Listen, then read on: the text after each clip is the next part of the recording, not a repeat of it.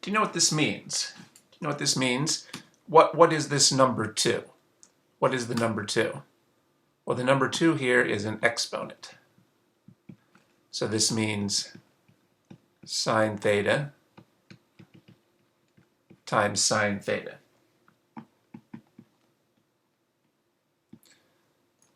Do you know what this is? Well, again, this is a exponent. So this would be sine theta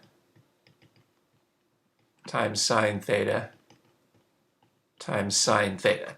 It's just conventional to put the exponent in this position.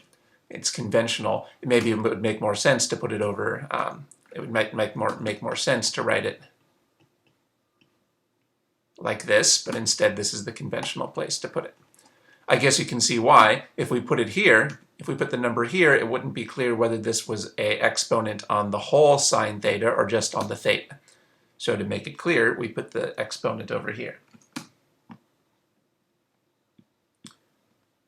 Now, do you know what this is? Well, this is still an exponent, right? Can you have negative exponents? Yes. A negative exponent just means this. It means reciprocal. So 5 to the negative 2 means 1 over 5 squared. So what's this? Well, it's another exponent.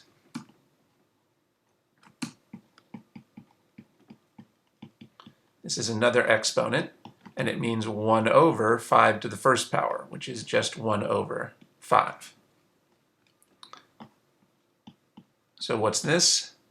It's another exponent. It means 1 over x to the first, which is 1 over x.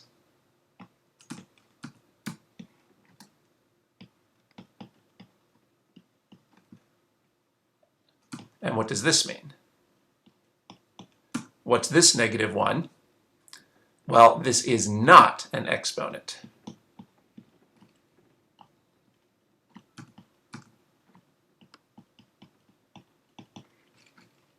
This means the inverse sine. Actually, I shouldn't really say theta here, should I? So I don't know, I'll call this q.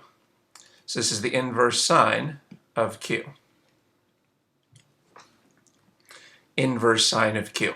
All right, this was a little bit of a digression because this video is not about exponents. This video is not about exponents. I just wanted to show you here that this negative 1 has a very different meaning than other numbers in this position.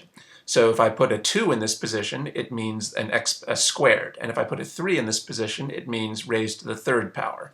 But this does not mean raised to the negative 1 power. This does not mean raised to the negative 1 power. Instead, what it means is the inverse sine of q. That's also called the arc sine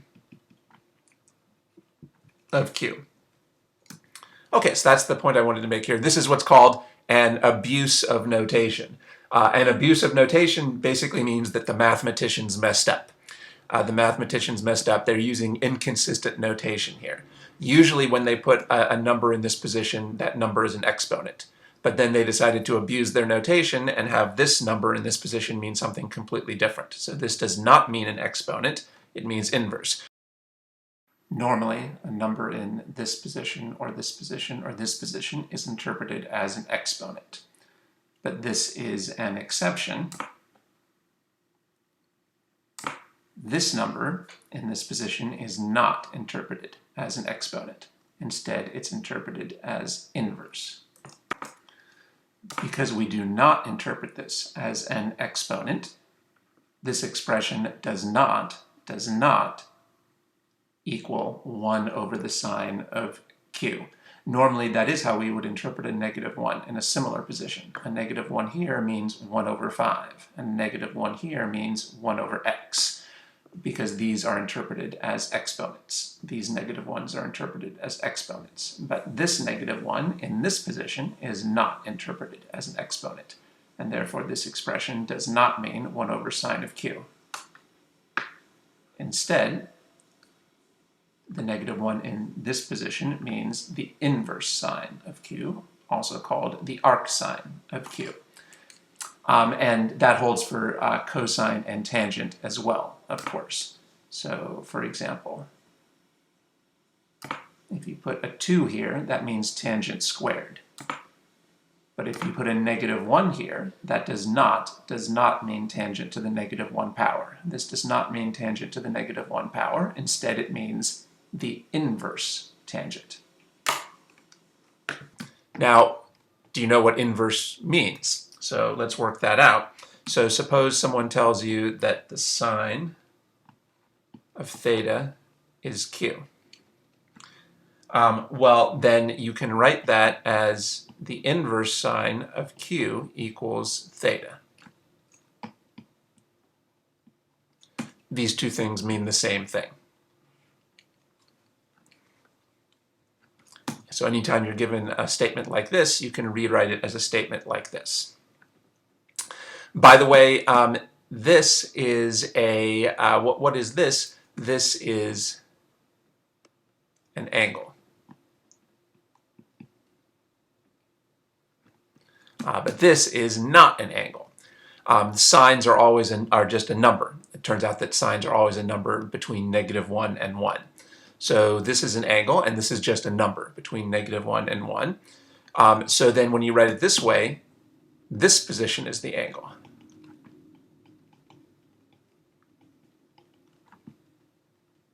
And this position is not an angle. That's why earlier I said I shouldn't really write theta here. You shouldn't write theta in this position because usually we use the symbol theta for angles. All right, so when you use sine, the input to sine is an angle and the output is not an angle. But when you use inverse sine, the input is an ordinary number that's not an angle and the output is an angle. So suppose I tell you that the cosine of theta equals m. How would you solve this equation for theta? Well, you would say that the inverse cosine of m equals theta. I think you can see here why this is called inverse, because it inverts the original statement. It inverts the original statement. In the original statement, the angle was the input. But in the new statement, the angle is the output.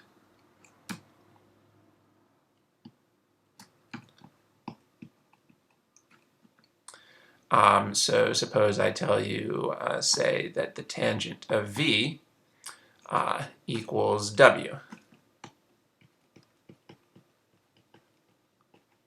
How would you solve for v? You would say that the inverse tangent of w equals v. This is called inverse because we take the input and change it into the output, and we change the output and change it into the input.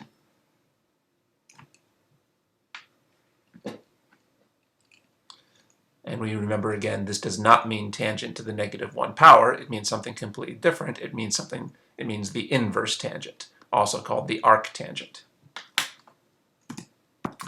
Please pause the video and try this problem. Okay, so we'll start by indicating that this is the question. It's always good to build the question into the sketch.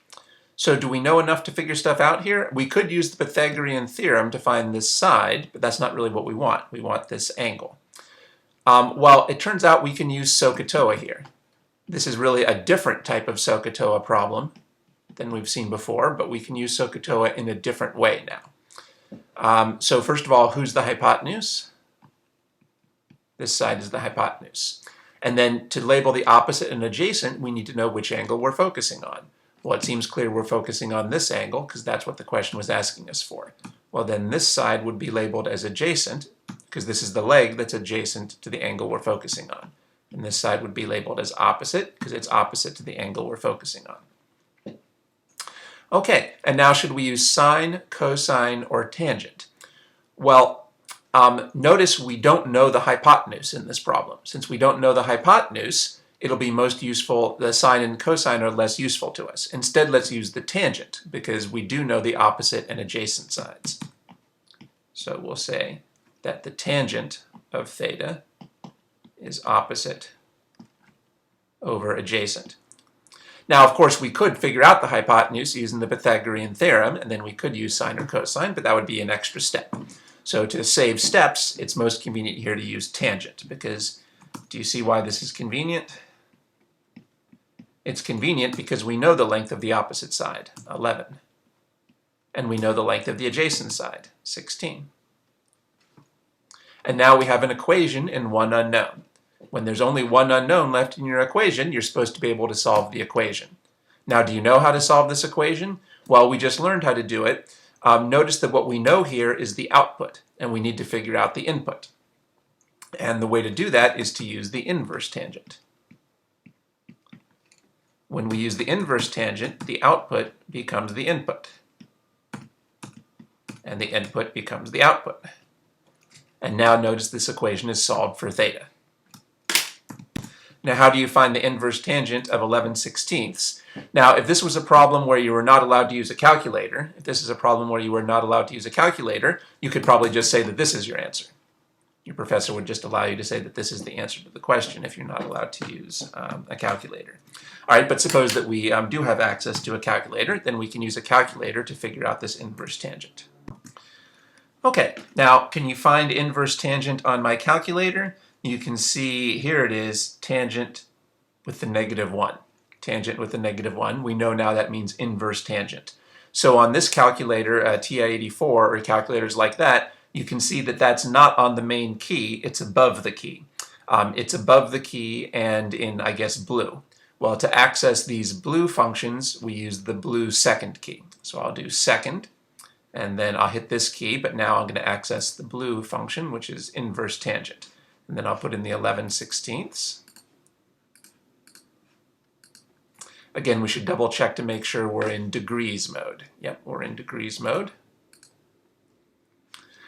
Because usually in physics we want our answers to come out in degrees. We usually want the answers to come out in degrees, so I'm going to assume that the problem didn't specify, but I'll assume that they wanted an answer in degrees here.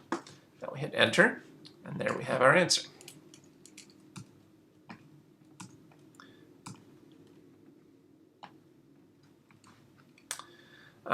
Okay, so we get here that 34.51 equals theta.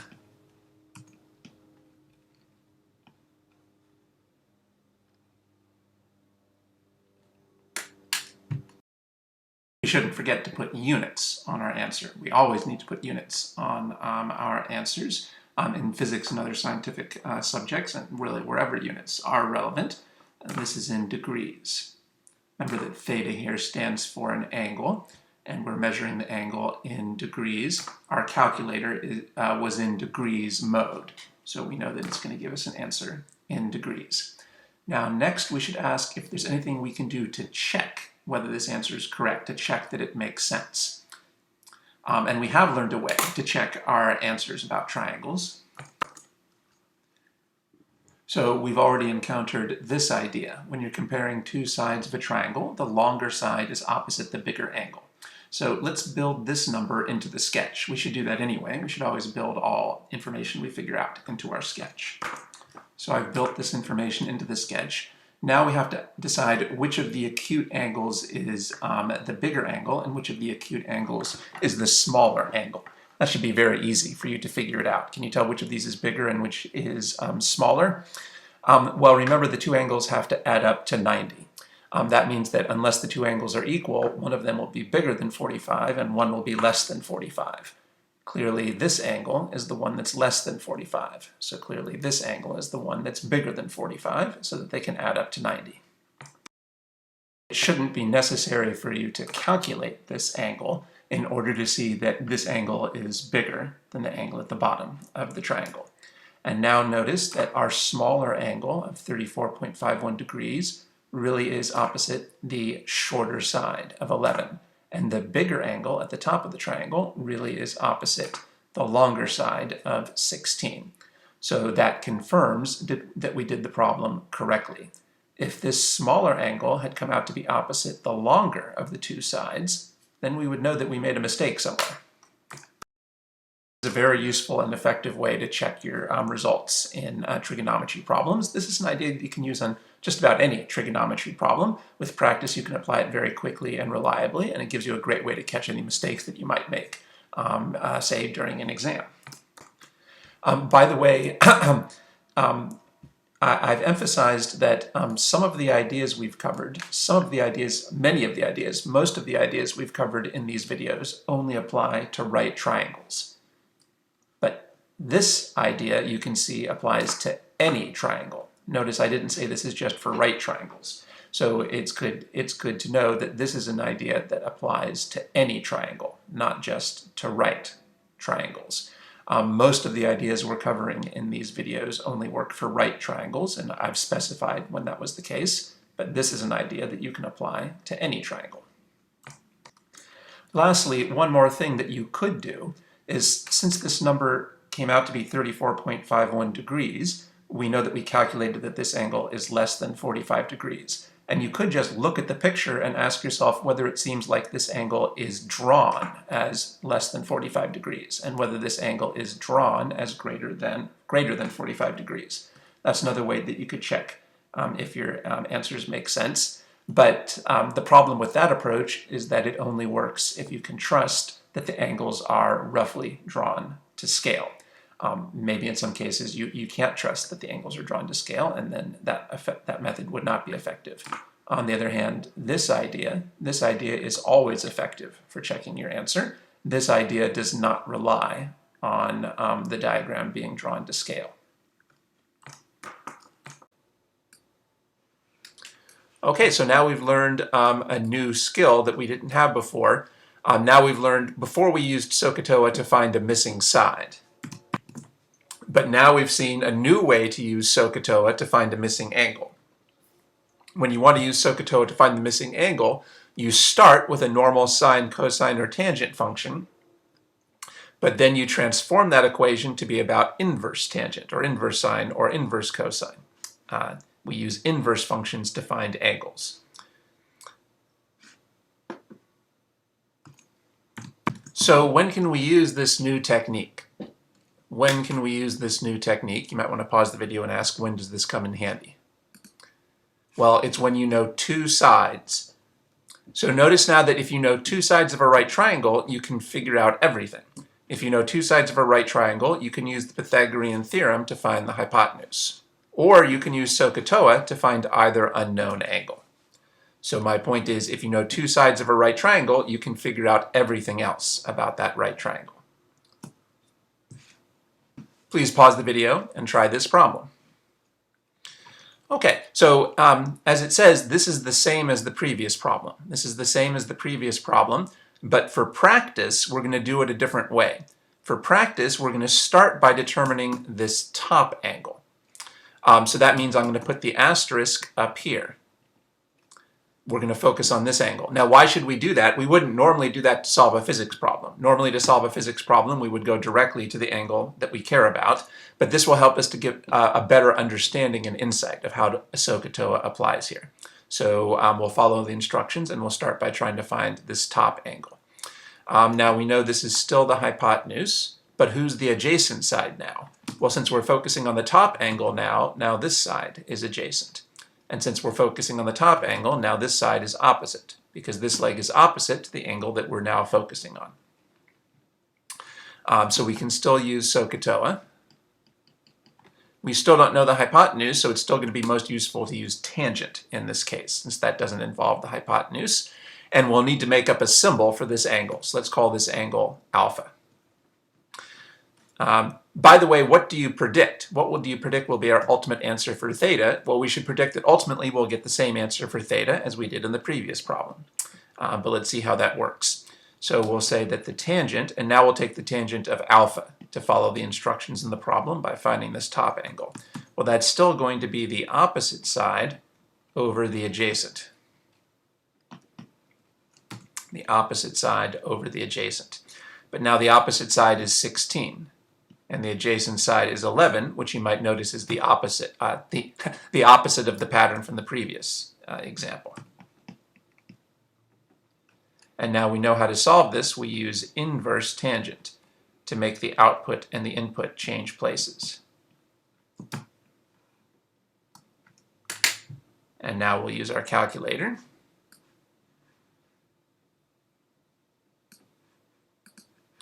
And we're going to do inverse tangent. Second key to get to the inverse tangent, 16/11.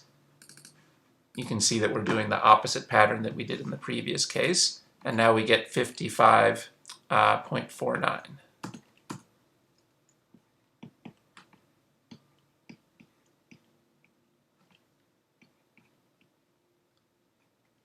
Now that's not the same answer we got before, but that doesn't mean we made a mistake.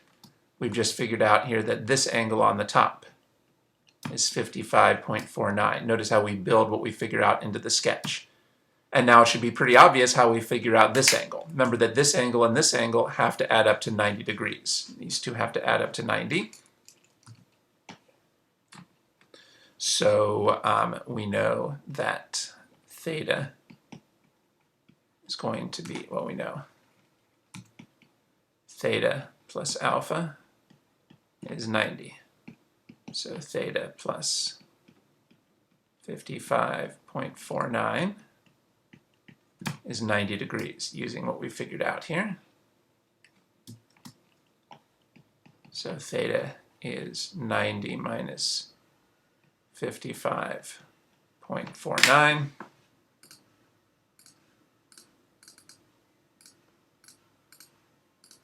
$34.51.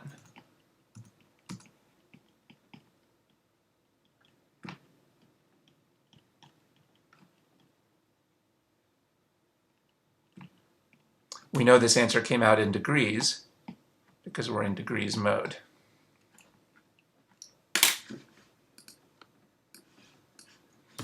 And let's check 34.51. Yep, that's the same answer we got before. Got the same answer in both cases. Okay, and to repeat, you wouldn't normally do this problem in this way. Normally it would be much more efficient if we care about theta to find theta directly, but this gives us some practice that hopefully gives you a better insight into how SOH-CAH works. And this reinforces the idea that who is adjacent and who is opposite depends on which angle you're focusing on. When we found theta directly, this side was adjacent. But when we started by focusing on the top angle, we treated this side as opposite. So that's the big lesson we're getting from these videos. Who's opposite and who's adjacent depends on which angle you're focusing on. And you can really focus on whichever angle you want. You can focus on whichever angle you want. Even if the problem asks you for this angle, if you feel like it, you can still focus on this angle and then use this angle to figure out theta, like we did here. That's not normally the most efficient way to do it, but it gives us some insight into how these concepts work. Pause the video and try this problem. So the question is asking us for this angle, and it's also asking us for this side. It's good to build the question into the sketch. All right, so we can start by trying to find theta. We have enough information here to use SOH CAH TOA. This side is the hypotenuse because it's opposite to the 90 degrees. Hypotenuse is opposite to the 90 degrees. Doesn't matter whether it's horizontal or vertical or at a diagonal, it's opposite the 90 degrees. We're focusing on this angle at the bottom. That's what the question asked us for. So I'll call this side the adjacent side. It's adjacent to theta, and this side the opposite side because it's opposite to theta. And then we can say, again, since we don't know the hypotenuse yet, it's most efficient to use tangent. So we can say that the tangent of theta is OA, the opposite side over the adjacent side. The tangent of theta is 5 divided by 7. Again, you can see why tangent was useful. It was useful to use tangent because we know the two numbers for the tangent. All right, and now we're trying to figure out is the input. To figure out the input, we use the inverse tangent function. All right, and if you're not allowed to use a calculator, you could just say that this is your final answer. But with a calculator, with a calculator,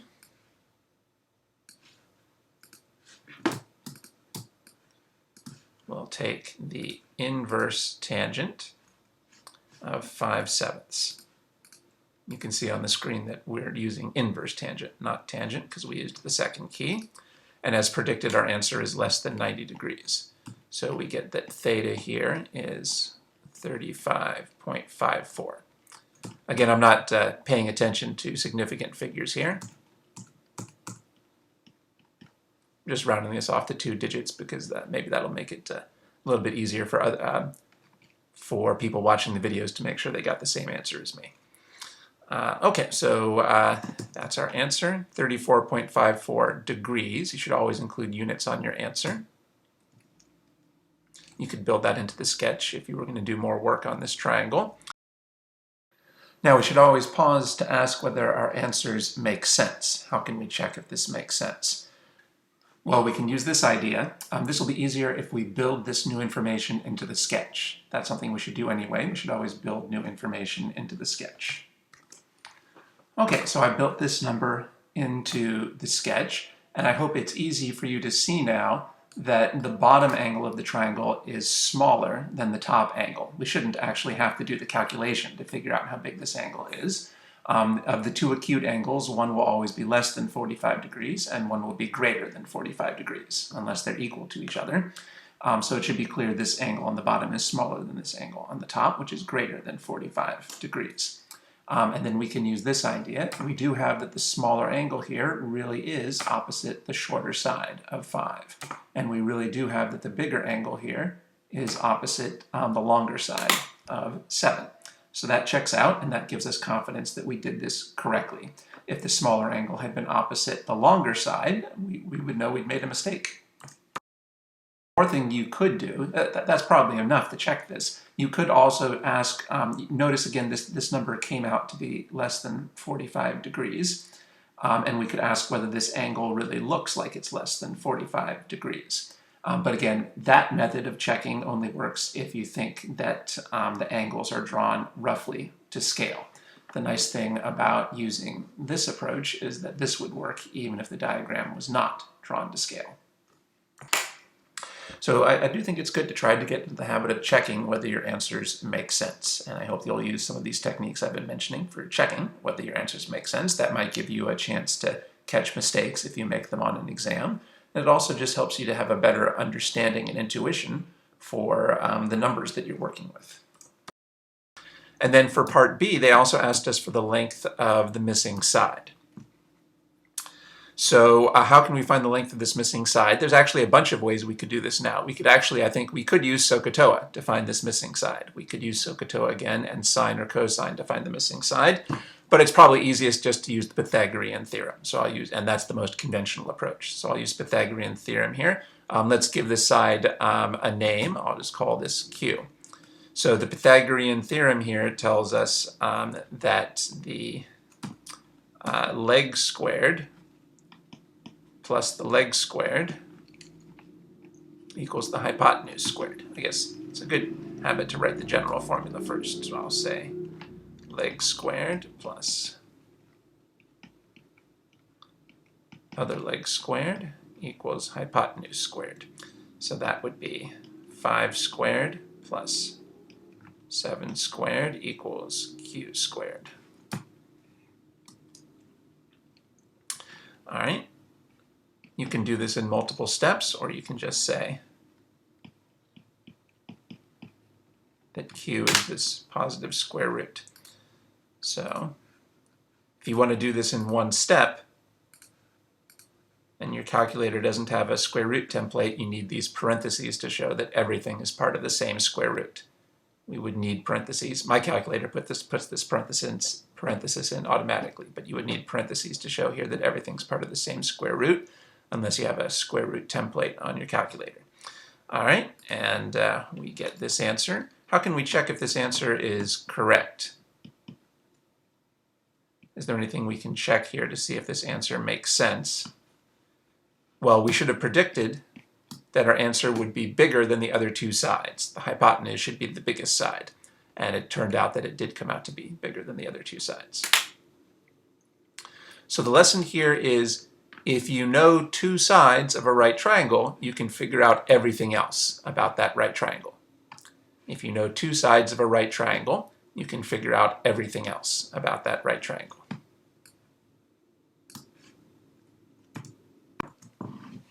Try this problem. Well, we're trying to find this angle and this side, so I'll build that into the sketch.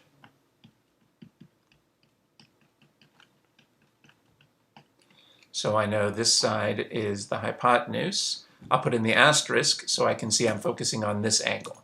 Well, this is the leg that's adjacent to the asterisk, and this is the leg that's opposite to that asterisk.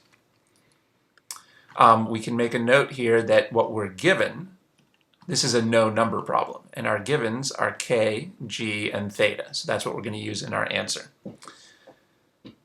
So again, it doesn't make too much sense to use sine and cosine yet if we want to find theta because we don't know the hypotenuse yet. So instead we'll use tangent. Tangent of theta will equal OA, opposite side, over adjacent side. So the tangent of theta here is g, the opposite side, over k, the adjacent side. Now we use the inverse tangent, and we say that theta is inverse tangent of g over k. And we're done. It's a no number problem, so we can't get a numerical answer. Did we use the, oops, I guess I made a mistake here, didn't I? Theta is not a given, is it? Theta is an unknown. Normally, if a symbol is mentioned in the problem, we treat it as a given. Normally, if a symbol is mentioned in the problem, we treat it as a given, but not if the question asks us to figure it out. Since the question asked us to figure out theta, it's clearly an unknown, not a given. So these were our givens, and those are what we used here in our answer.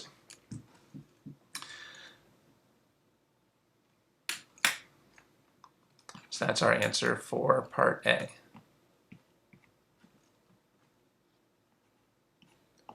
And then for part B, we could now use sine or cosine to find the missing side, but it would be more conventional to use the Pythagorean theorem here.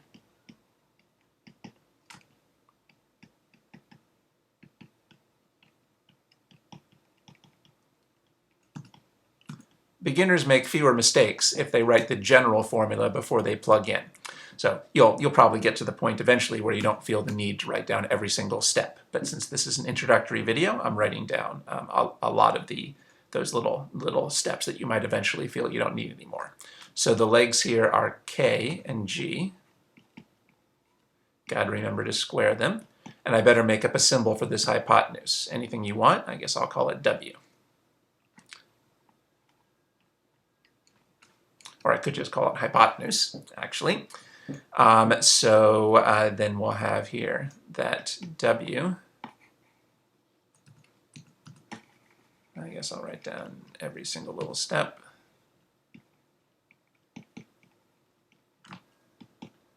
We have to take the square root of both sides.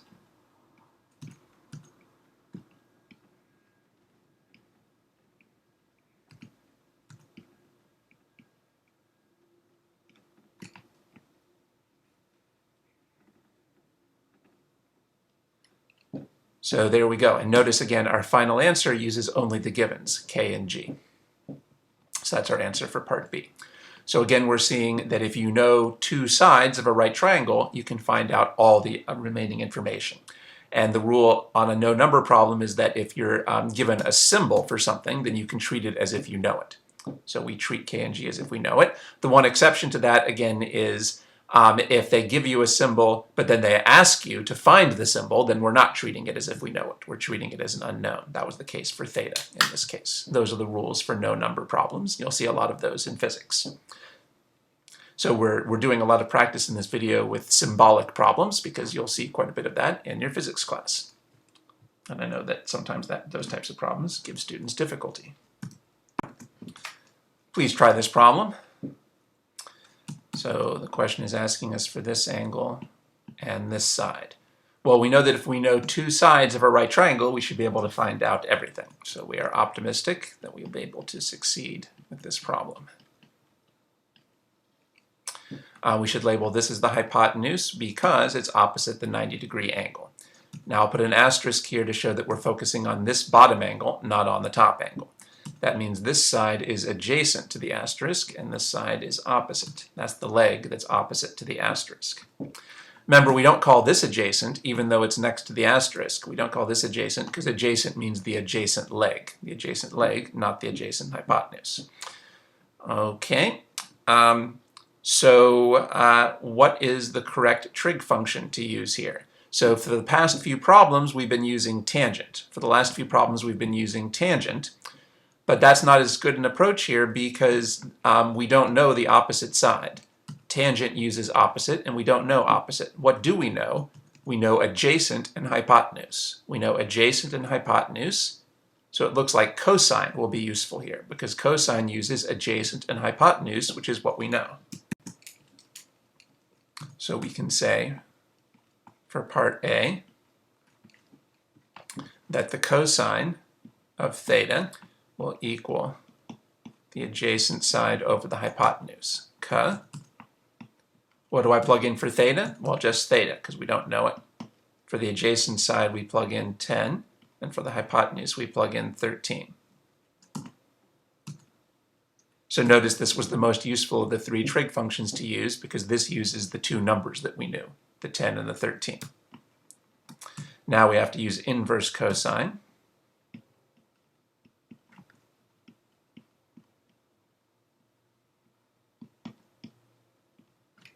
And if you're allowed to use a calculator, we can proceed to use our calculator. Inverse cosine 10/13. We know that came out in degrees because we're in degrees mode. So we'll have theta equals 39.72 degrees. So the main point of this problem is, as usual, to make sure that you're not on autopilot. Usually when we try to find the unknown angle, you're usually going to want to use inverse tangent, as we did on the previous examples. But that was not the case here. Based on the information we were given here, it was more useful to use inverse cosine rather than inverse tangent. Now, how can we find this side? We can use the Pythagorean Theorem now to find this side. You could also use SOH CAH TOA to find this side.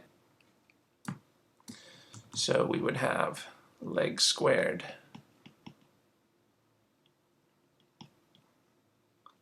plus other leg squared equals hypotenuse squared. Don't forget to square each term. Looks like we'll have to make up a name for this side. This is a vertical side, so I'll call it y. So we have y squared plus 10 squared equals 13 squared. All right, so y squared equals 13 squared minus 10 squared. Take the square root of both sides.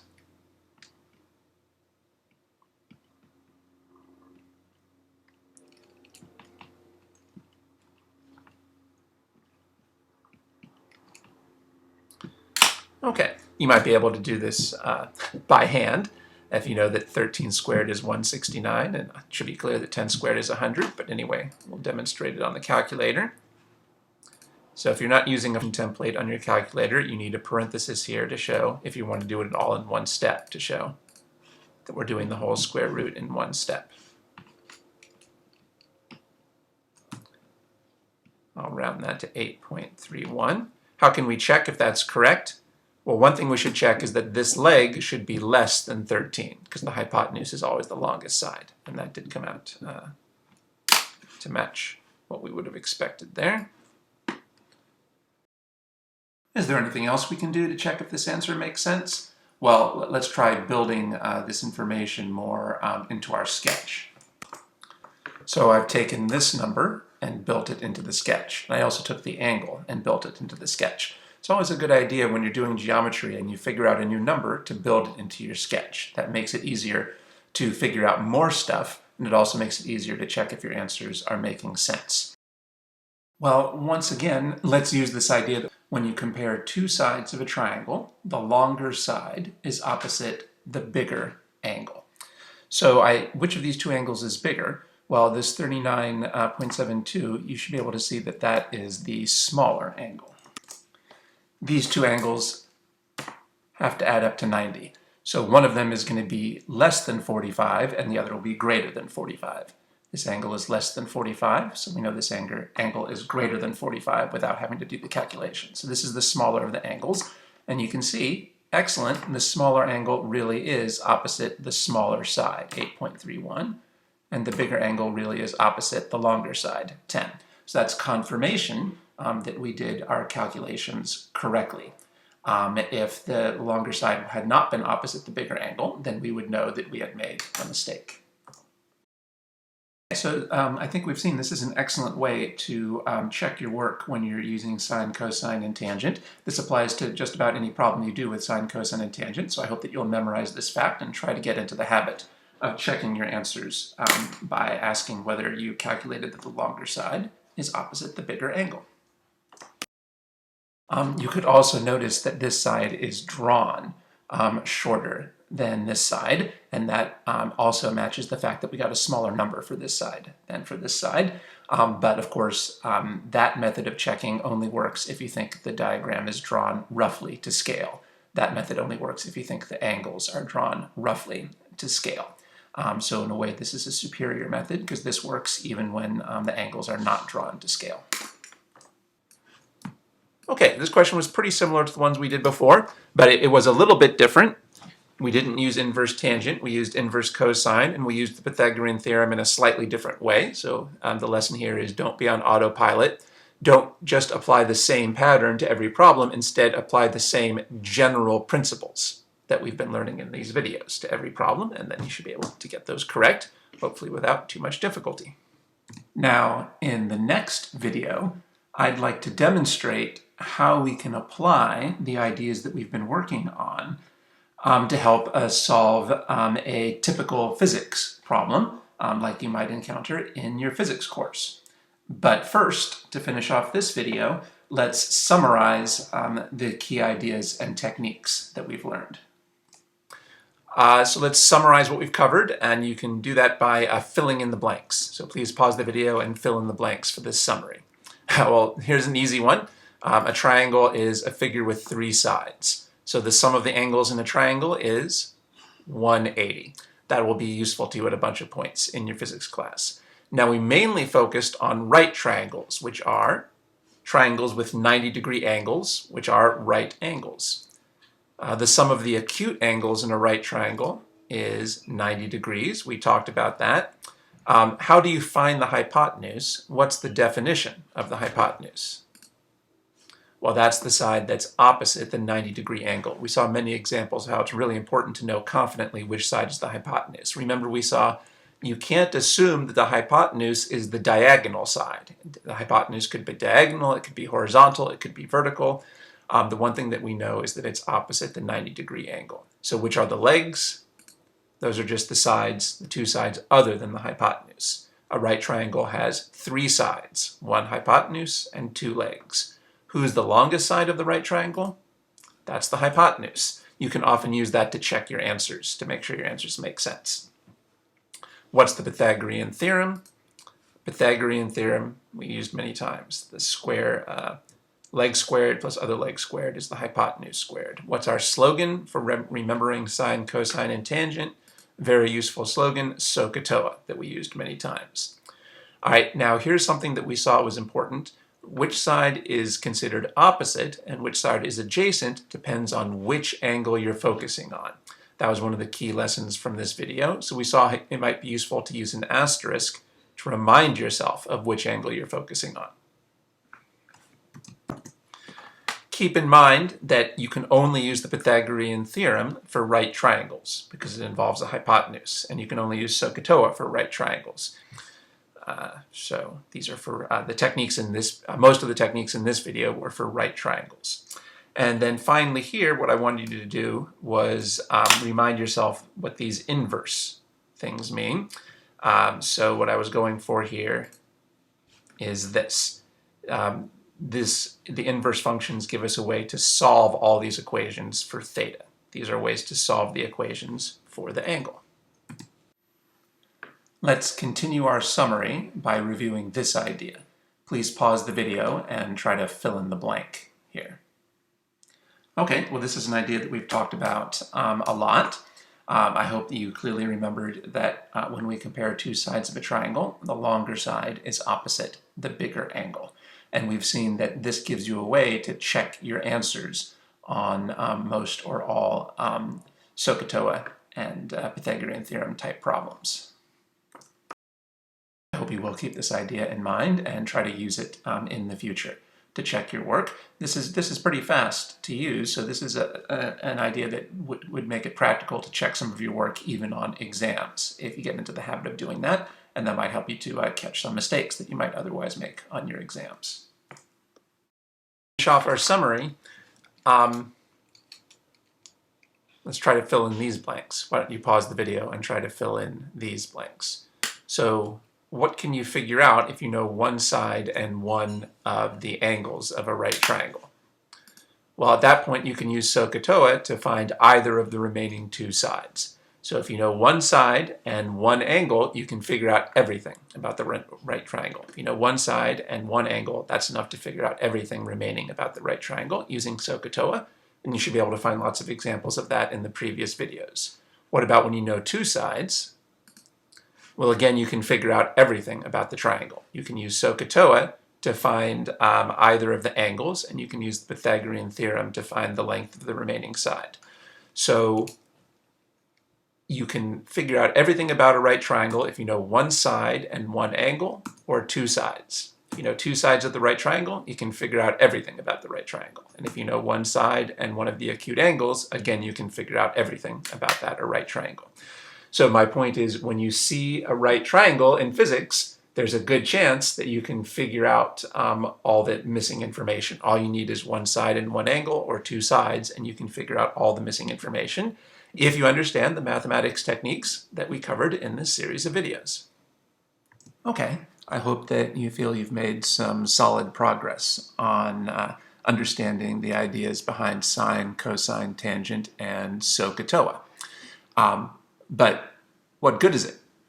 What good is it to understand this material? Well, the whole point of understanding this material is to help you solve problems. There's many different subjects and courses where this material could be helpful, but I think I mainly had in mind that this material could help you to prepare for the problems you'll see in your physics class. So what's left for us to do? Well, the next thing we need to do is demonstrate how some of the techniques we've talked about could actually be applied in a physics problem, like you might actually see on your exams. So in the next video, we'll look at a physics problem, such as you might see on your test, and we'll see how we can use the SOH CAH TOA ideas that we've been working on to help us to solve that type of physics problem.